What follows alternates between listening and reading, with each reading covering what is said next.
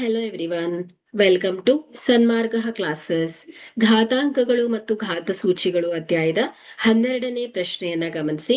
ವಾಯ್ದ ಘಾತ 4 hole the ಘಾತ 2ನ್ನ ಸರಳೀಕೃತ ರೂಪವು.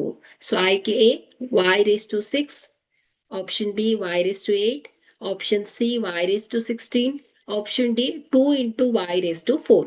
ಸೊ ಇಲ್ಲಿ ಘಾತಾಂಕ ನಿಯಮದ ಪ್ರಕಾರ ಸೊ ಏನ್ ಹೇಳತ್ತೆ, a raised to m whole raise to n is equal to ಏನ್ ಹೇಳಿ, a raise to m into n. ಇದನ್ನ ನಾವು ಇಲ್ಲಿ ಅಪ್ಲೈ ಮಾಡಿದ್ರೆ ಸೊ ಇದೇನಾಗುತ್ತೆ, ಇಲ್ಲಿ ಎ ಈಸ್ ಈಕ್ವಲ್ ಟು ಏನ್ ಹೇಳಿ y ಆಗಿದೆ, m is equal to 4, n is equal to 2 ಆಗಿದೆ.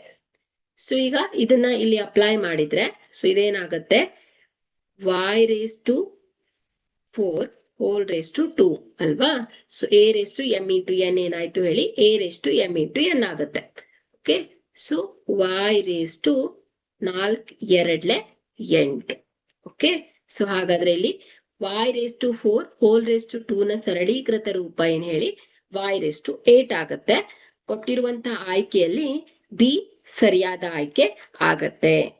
Thank you.